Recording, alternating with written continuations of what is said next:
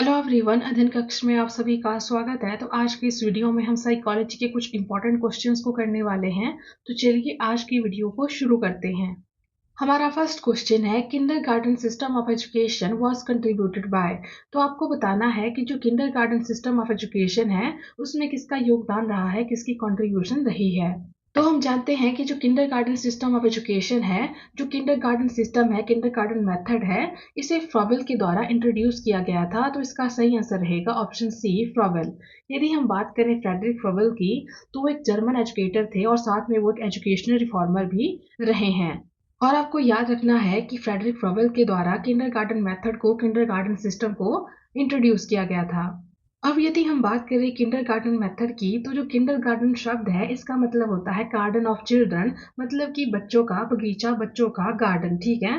जो Frederick Froebel थे, इनका मानना था कि जो बच्चे हैं वो एक बगीचे में फूलों की भांति है।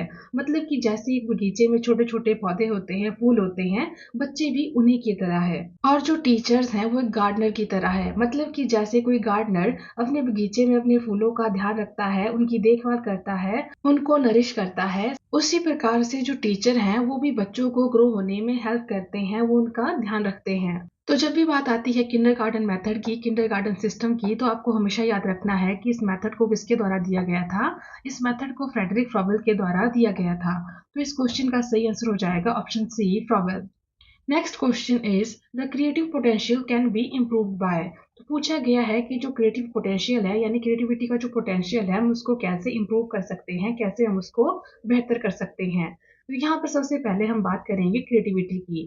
तो यदि हम क्रिएटिविटी की बात करें कि क्रिएटिविटी क्या होती है, सो creativity means producing new and original ideas. मतलब कि जब भी हम ओरिजिनल और नए आइडियाज को प्रोड्यूस कर पाते हैं तो हम उस चीज को क्रिएटिविटी कहते हैं। अब यदि हम बात करें क्रिएटिव पोटेंशियल को इम्प्रूव करने की, तो हम इसे प्रॉपर ट्रेनिंग से इम्प्रूव कर सकते हैं, बेहतर बना सकते हैं। मतलब कि हम बच्चों की जो ओरिजिनलिटी है, उनमें जो फ्लेक्सिबिलिटी है, हम उसको एनकरेज करें, उन्हें रिस्पॉन्ड करने की फ्रीडम दें, हम उनमें हेल्दी हैबिट्स को डेवलप करें और बहुत से क्रिएटिव रिसोर्सेज का यूज करें। तो हम क्या कर सकते हैं, प्रॉपर ट्रेनिंग से हम क्रिएटिव पोटेंशियल को बेहतर बना सकते हैं। तो इसका सही आंसर रहेगा option A, proper training. Next question is, development is the pattern of changes that begins at dash and continues throughout the life। तो आपसे पूछा गया है कि जो डेवलपमेंट है, यानी जो विकास है, वो ऐसे चेंजेस का, ऐसे बदलावों का पैटर्न है जो कि डैश से शुरू होते हैं और थ्रू आउट लाइफ चलते रहते हैं। तो हम जानते हैं कि जो डेवलपमेंट है वो आपकी कंसेप्शन यानी गर्भाधान से शुरू हो जाती है और थ्रू आउट लाइफ होती रहती है। तो इसका सही आंसर हो जाएगा ऑप्शन ए, कंसेप्शन।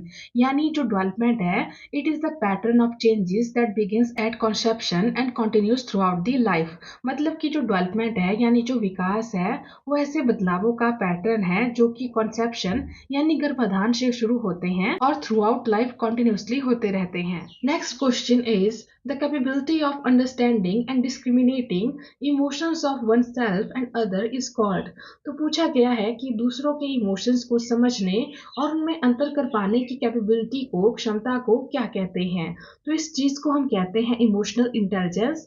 तो इसका सही आंसर रहेगा option B, emotional intelligence. Next question is, operant conditioning is associated with. तो पूछा गया है कि जो ऑपरेंट कंडीशनिंग है वो किसके साथ संबंधित है। तो हम जानते हैं कि जो ऑपरेंट कंडीशनिंग थ्योरी है उसे स्किनर ने दिया है। तो इसका सही आंसर रहेगा option B, Skinner. Next question है, पियाजे स्टेज फॉर इन्फेंसी इज। तो आपको बताना है कि पियाजे की कौन सी स्टेज इन्फेंसी के लिए है। तो यदि हम जीन पियाजे की बात करें, तो हम जानते हैं कि इन्होंने कोग्निटिव डेवलपमेंट की थ्योरी दी है, जिसमें इन्होंने डेवलपमेंट की 4 स्टेजेस दी हैं। फर्स्ट स्टेज है सेंसरी मोटर स्टेज, जो कि आपकी बर्थ से 2 ईयर तक होती है। और ये वाला जो आपका पीरियड है, आपका इन्फेंसी वाला पीरियड है। तो यहाँ से इसका सही आंसर हो जाएगा ऑप्शन सी, सेंसरी मोटर। कि जो पियाजे हैं, इनकी इन्फेंसी के लिए कौन सी स्टेज है, सेंसरी मोटर स्टेज है। अब इसके बाद जो हमारी नेक्स्ट स्टेज है वो है आपकी प्री ऑपरेशनल स्टेज, जिसका टाइम पीरियड रहता है 2 to 7 ईयर्स। नेक्स्ट जो स्टेज है वो है आपकी कॉन्क्रीट ऑपरेशनल, और इसमें जो टाइम पीरियड है वो 7 to 12 ईयर रहता है। और इसके बाद हमारी लास्ट स्टेज आ जाती है फॉर्मल ऑपरेशनल, जो कि आपकी 12 ऑनवर्ड्स चलती है। अब यदि हम हर एक स्टेज के कुछ मेन कैरेक्टरिस्टिक्स की बात करें तो सबसे पहले हम बात कर लेते हैं सेंसरी मोटर स्टेज की। सबसे पहले हमने बात की थी कि इसका जो टाइम पीरियड है वो बर्थ से 2 ईयर तक होता है। और जैसे कि नाम से पता चल रहा है सेंसरी मोटर, मतलब कि स्टेज के दौरान जो सेंसेस है वो हमारी टीचर होती है, ठीक है। और इस स्टेज के दौरान जो लैंग्वेज है वो एब्सेंट होती है, और साथ में यहाँ पर ऑब्जेक्ट परमानेंस की एब्सेंस होती है। मतलब कि बच्चों को ये पता नहीं होता कि जो ऑब्जेक्ट है वो परमानेंट होते हैं। इस स्टेज के दौरान यदि हम बच्चों के सामने से किसी ऑब्जेक्ट को हटा देते हैं, किसी ऑब्जेक्ट को छुपा लेते हैं, तो जो बच्चे हैं उनके लिए वो चीज एग्जिस्ट ही नहीं करती। मतलब कि उनके लिए कोई ऑब्जेक्ट सिर्फ तब तक एग्जिस्ट करता है जब तक वो ऑब्जेक्ट उनके सामने है। तो आपको याद रखना है कि जो सेंसरी मोटर स्टेज है यहाँ पर ऑब्जेक्ट परमानेंस की अब्सेंस होती है। लेकिन इस स्टेज के एंड तक आते आते, मतलब कि इस स्टेज के एंड तक बच्चों में ऑब्जेक्ट परमानेंस आने लगती है, ठीक है। कई बार एग्जाम में क्वेश्चन भी पूछे जाता है कि किस स्टेज के दौरान बच्चों में ऑब्जेक्ट परमानेंस आने लगती है। तो आपको याद रखना है कि जो सेंसरी मोटर स्टेज है इसके एंड में बच्चों में ऑब्जेक्ट परमानेंस आने लगती है। नेक्स्ट स्टेज है प्री ऑपरेशनल स्टेज। तो जो प्री ऑपरेशनल स्टेज है यहाँ पर बच्चा 2 से 7 साल का होता है, और यहाँ पर जो बच्चे होते हैं उनकी ईगोसेंट्रिक थिंकिंग रहती है। ईगोसेंट्रिक का मतलब है कि बच्चे सोचते हैं कि हर चीज का सेंटर वही है और हर चीज उनके अराउंड रिवॉल्व कर रही है। इसी के साथ इस स्टेज के दौरान बच्चों में जो लैंग्वेज डेवलपमेंट है वो बहुत तेजी से होती है, और साथ में स्टेज के दौरान बच्चों की स्टैटिक थिंकिंग रहती है और प्रॉब्लम सॉल्विंग बिहेवियर रहता है। नेक्स्ट स्टेज है कॉन्क्रीट ऑपरेशनल स्टेज। तो जो कॉन्क्रीट ऑपरेशनल स्टेज है यहाँ पर बच्चा 7 से 12 साल का होता है, और यहाँ पर बच्चों में कॉन्क्रीट ऑब्जेक्ट्स को लेके लॉजिकल थिंकिंग आने लगती है। और जो कंजर्वेशन का कॉन्सेप्ट है अब उन्हें यह भी समझ में आने लगता है। कंजर्वेशन का मतलब है कि अब बच्चे किसी भी चीज की शेप को, क्वांटिटी को, एरिया को ऑब्जर्व कर पाते हैं और उसे समझ पाते हैं।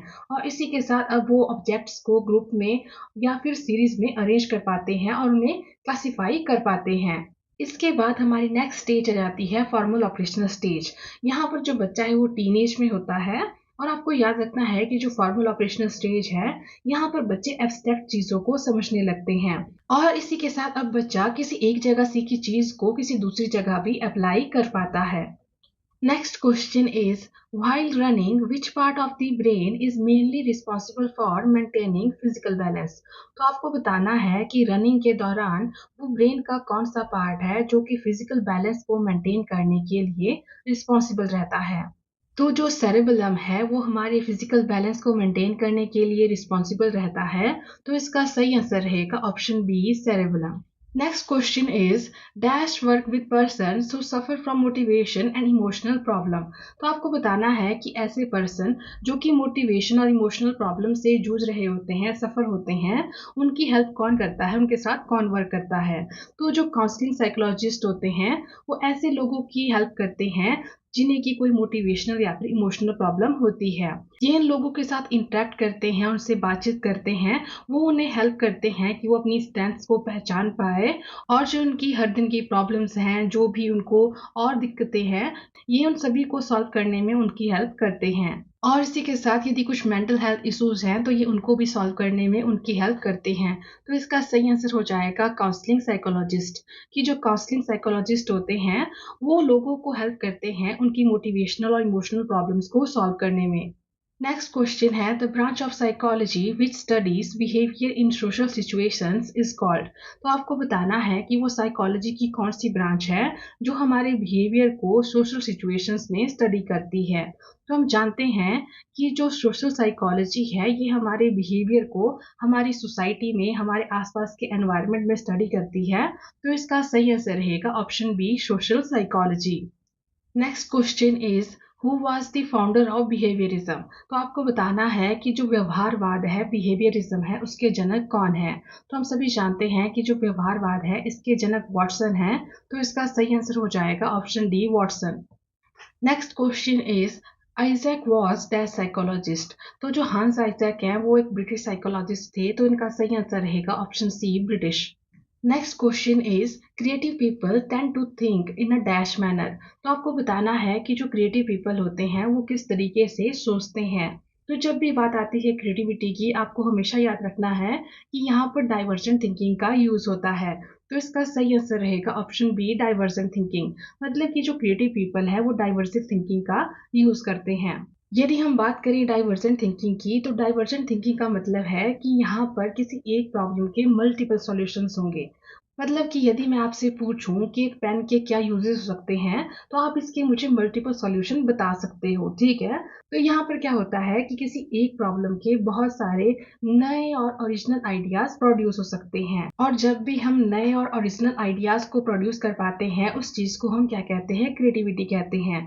तो आपको याद रखना है कि जो क्रिएटिविटी है इसके साथ हमेशा डाइवर्जेंट थिंकिंग जुड़ी होती है।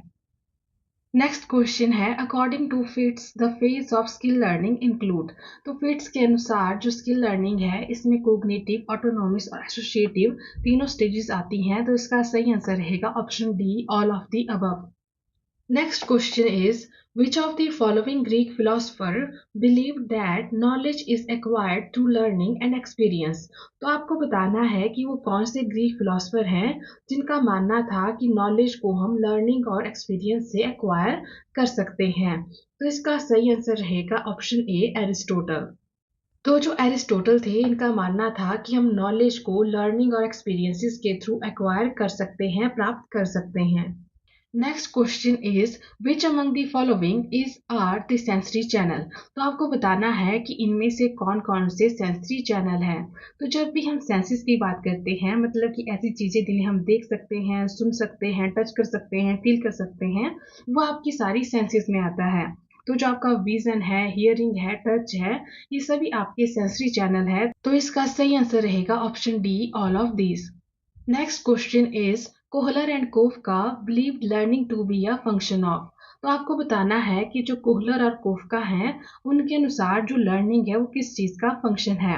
तो हम जानते हैं कि जो कोहलर और कोफका हैं, इनका मानना है कि जो लर्निंग है वो इनसाइट के थ्रू होती है। तो इसका सही आंसर रहेगा ऑप्शन सी, इनसाइट।